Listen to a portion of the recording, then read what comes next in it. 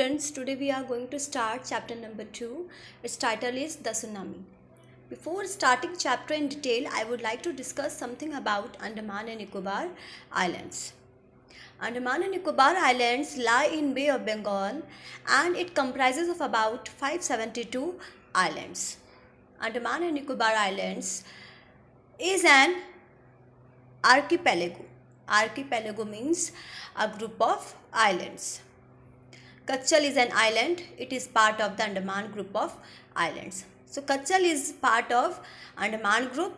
Nankauri is an island in the Nicobar group. Whereas Nankauri is a part of Nicobar group. Kachal and Nankauri are more than 100 miles apart. Kachal and Nankauri are far from each other. Now let us start chapter in detail. A tsunami is very large and powerful wave caused by earthquakes under the sea. As we all know that tsunami takes place when there is a shake in the bed of sea. It is a very large and powerful wave which causes destruction all across. On 26 December 2004, a tsunami hit Thailand and parts of India such as the Andaman and Nicobar Islands and the Tamil Nadu coast. On the date 26 December 2004, a tsunami hit coastal areas of Thailand and some parts of India such as Andaman and Nicobar Islands and coastal areas of Tamil Nadu. Here are some stories of courage and survival. In this story, we will read about some people, how they tackled the situation and how they survived it. Did animals sense that a tsunami was coming? Some stories suggest that they did. In this story, we will also read that animals are believed to have sixth sense and they can feel unforeseen conditions and could tackle them better than human beings. These stories are all from the Andaman and Nicobar archipelago. All the stories which we will read belong to Andaman and Nicobar Islands. Ignatius was the manager of a cooperative society in Kachal. His wife woke him up at 6 a.m. because she felt an earthquake.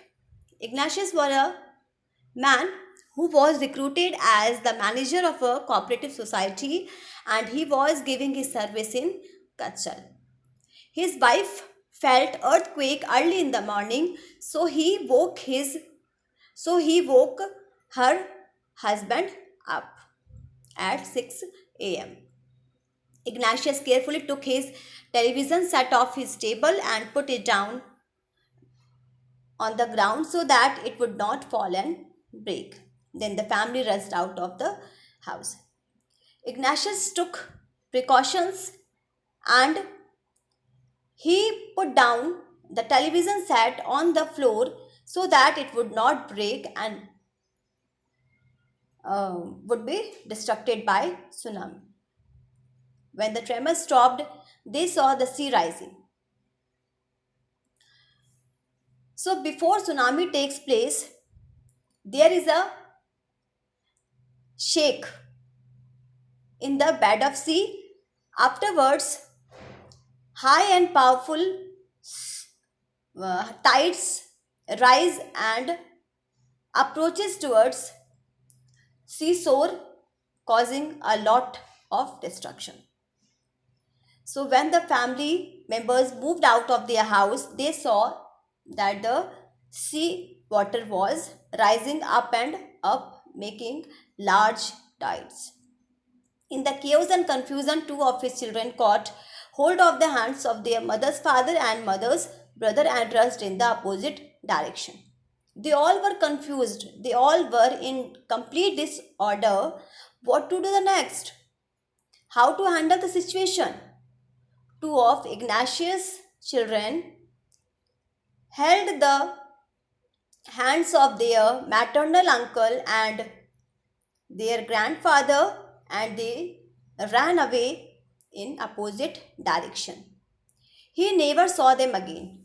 But unfortunately, Ignatius could not see their faces in his life because they were swept away with water. His wife was also swept away. Along with children, Ignatius' wife was also drained away with water. Only the three children who came with him were saved. The three children who were with Ignatius, who were following Ignatius, they were saved. Other two were swept away in the water. Now, next story. Sanjeev was a policeman serving in the Kachal Island of Nicobar group of islands. He somehow managed to save himself, his wife, and his baby daughter from the waves. Sanjeev was a policeman and he was giving his service in Kachal Island. With lot of difficulties, he saved his own life, his wife's life, and his baby daughter's life. But then he heard cries for help from the wife of John, the guest house cook. Sanjeev heard cries of help from John's wife, who was a cook in the guest house. To help her, Sanjeev jumped into the water to rescue her, but they were both swept away. Sanjeev immediately jumped into the water to save her, but unfortunately, they both were washed away with the water. The next story is about Meghna. 13-year-old Meghna was swept away along with her parents and 77 other people.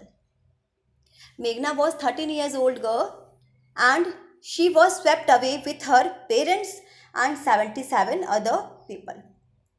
It means in total there were 80 people. She spent 2 days floating in the sea holding on to a wooden door. For 2 days, she had been floating in the sea, taking the help of wooden door, wooden plank. 11 times she saw relief helicopters overhead, but they did not see her. Meghna saw a rescue team and helicopters hovering overhead for 11 times. But unfortunately, they did not see Meghna. She was brought to the shore by a wave and was found walking on the seashore in a daze. By the help of a wave, Meghna could be saved and she was brought to a seashore and she found herself alive. She was completely shocked how she was saved, how she tackled such situation. Next story we will read about Almas Javed. Almas Javed was 10 years old. She was a student of Carmel Convent in Port Blair where her father had petrol pump. Almas Javed was a girl who was 10 years old and she was a student of Carmel Convent in Port Blair. Her father was a businessman and he owned a petrol pump. Her mother Rahila's home was in Nankauri Island. The family had gone there to celebrate Christmas. Alma's mother Rahila's home was in Nankauri and to celebrate Christmas, the family had gone there.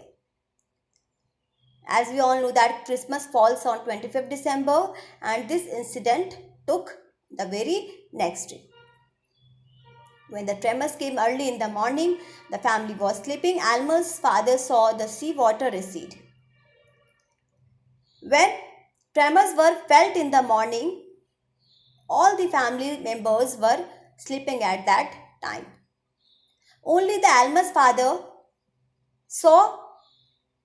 he noticed the sea water receding back, means retreating back, going back.